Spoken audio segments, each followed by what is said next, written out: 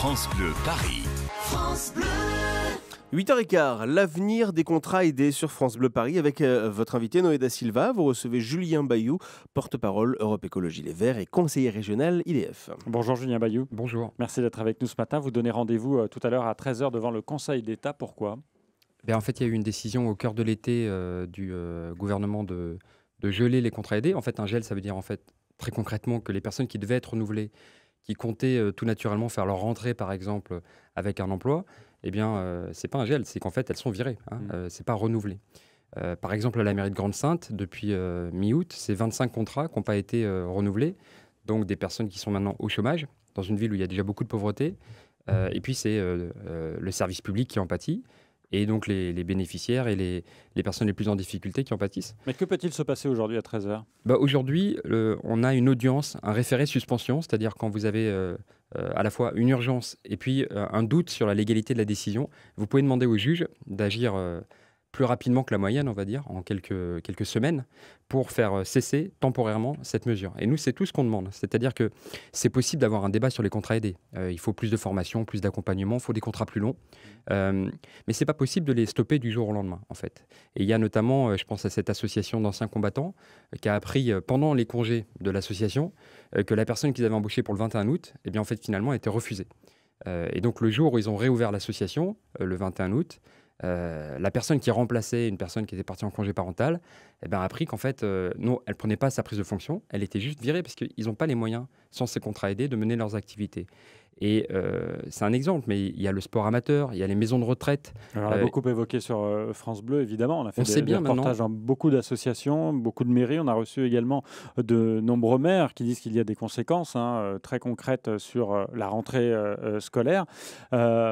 Est-ce que ce gel des contrats aidés de la part du gouvernement ne devrait pas entraîner la création de véritables emplois si ces personnes occupent de véritables emplois ? Mais absolument. Parce que ce n'est pas votre souhait. Depuis 30 ans, on utilise les contrats aidés. Donc c'est bien que ça sert à quelque chose. Ça permet notamment de mettre des gens le pied à l'étrier, c'est-à-dire des personnes qui sont loin de l'emploi et qui ainsi retrouvent confiance en soi, une utilité. Il y a 75% des gens qui disent 6 mois après que ça leur a été utile et qui se sentent mieux. C'est pas ce que dit l'État ? Si, c'est une étude de la DGEFP. L'embauche. Non, parle de l'embauche à la fin du contrat. Le débat, il est sur est-ce que un an après, les gens, ils ont un emploi. Mais comme par définition, ce sont des gens loin de l'emploi, on ne peut pas compter comme ça. Mais est-ce que si on met un terme à ces contrats aidés, on n'encourage pas justement la véritable embauche de ces personnes ? Ben non, non. La vérité, est-ce que ça ne devrait pas ? La vérité, c'est que non. C'est-à-dire que, encore une fois, là, il y a un énorme coup de frein de... Alors, ça dépend des arbitrages encore en cours, mais 120, 150 000 contrats aidés qui vont s'arrêter net ce semestre-ci. Combien vous dites ? 120 000. Et donc, vous avez potentiellement 100 000 personnes sur le carreau. C'est ça la vérité des prix. En Ile-de-France, quels sont vos chiffres ? En Ile-de-France, nous, on estimait en août que si la ministre tenait parole, c'était 30 000 personnes qui, à terme, se retrouvaient au chômage. Pas compliqué, en fait, il y a 30 000 contrats aidés. Donc il y a 33 000 contrats aidés. Et voilà, donc si vous mettez vraiment la préfecture parle d'une baisse de 3 700. Alors non, la préfecture a joué un peu avec les chiffres parce qu'elle a annoncé 8 700 nouveaux renouvellements. C'est tombé la semaine dernière. Sauf que ce n'est pas des nouveaux renouvellements. Si c'est des renouvellements, c'est en fait les contrats aidés qui sont... Il y a 29 000 créations cette année de contrats. Il y en avait 33 000. Donc voilà, mathématiquement, c'est 3 700 en moins. Sauf si vous dites, et comme ce qu'avait dit la ministre, qu'à terme, on allait vers la fin complète des contrats aidés. Puisqu'il y en a 30 000. Ouais, mais on n'y est pas encore. C'est une diminution. Parce qu'il y a eu une mobilisation. C'est-à-dire qu'on nous explique que c'est inutile, que c'est coûteux. C'est pas vrai. C'est très utile. On voit bien d'ailleurs que quand il n'y en a plus, ça pose un problème. De demander aux parents d'élèves ou aux enseignants qui sont obligés d'assumer des tâches qui étaient tenues par des contrats aidés. Et puis, c'est pas si cher que ça. Parce que 10 000 € pour qu'une personne ait un emploi, se sente utile et puis rendre service à la collectivité, c'est pas cher comparé par exemple aux 300 000, 500 000 € par emploi du crédit impôt compétitivité emploi. Est-ce qu'on pourrait imaginer que vous vous battiez contre les mairies, contre les associations pour qu'elles créent de véritables emplois ? au lieu d'utiliser des emplois aidés. Mais nous, on veut se battre avec les mairies, avec les associations. Mais la vérité des prix... Oui, mais pour les contrats aidés, mais pourquoi ne pas se battre pour de véritables emplois? Elles n'en ont pas les moyens. Je suis élu régional. La semaine dernière, il y a eu une énorme bataille autour de la baisse des dotations aux collectivités territoriales. On sait bien. Pareil pour les mairies, avec la taxe d'habitation, on ne sait pas très bien comment cette ressource locale va être compensée. Et pour les associations, je pense que toutes les dirigeants d'associations qui m'entendent, elles savent bien que les subventions sont partout en baisse. Et donc, on est en train d'étrangler les associations, le sport amateur, les maisons de retraite publiques. Enfin, le champ est tellement vaste, la culture, l'insertion par l'activité. Aujourd'hui, on est vraiment en train... C'est un tsunami.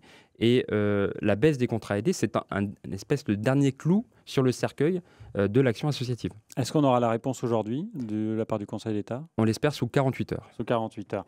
Mais j'aimerais vraiment insister sur le fait que derrière, quand on parle de gel, c'est vraiment un euphémisme pour dire on met des gens au chômage. Enfin, il faut imaginer, m'expliquer en quoi mettre quelqu'un au chômage. Nombre de contrats. Oui, et c'est pas des chiffres. Ce sont des personnes qui ont des enfants, qui espéraient avoir un travail, qui espéraient reprendre pied. C'est des anonymes, c'est des sans-voix. Dernière question justement sur cette baisse de la part de l'État, une qui concerne sans doute Europe Écologie Les Verts ou qui vous intéresse de près, c'est la baisse de la fin de la prime sur les vélos électriques. Quel signe y voyez-vous de la part de l'État? C'est nul. Je ne sais pas pourquoi ils ont fait ça. Ça marche bien. On m'a parlé de 250 000 vélos électriques. Donc, c'était une prime de 200 € pour l'achat de vélos électriques. Elle est maintenue à 6 000 € pour les véhicules motorisés électriques. C'est bien sûr, tant mieux. Mais voyez, 200 €, ça permettait... je pense qu'apparemment, nombre de retraités, de seniors ont fait l'acquisition de vélos électriques. Enfin, c'est quoi l'économie de bout de chandelle, alors que de l'autre côté, par contre, les yachts, on a appris le même jour que les yachts n'étaient pas taxés, les lingots d'or ne sont pas taxés. Je veux dire, c'est pour ça que je pense que c'est une décision idéologique. C'est-à-dire le coup de frein sur les contrats aidés pour dire que c'est pas utile, c'est faux. Les maires vont vous dire que c'est utile, les parents d'élèves vont vous dire que c'est utile, et dire que c'est coûteux. On attend une économie d'1 milliard sur les contrats aidés pendant que vous mettez au chômage. Moi, j'estime qu'il y aura plus de 100 000 personnes au chômage à la fin de l'année. C'est idéologique.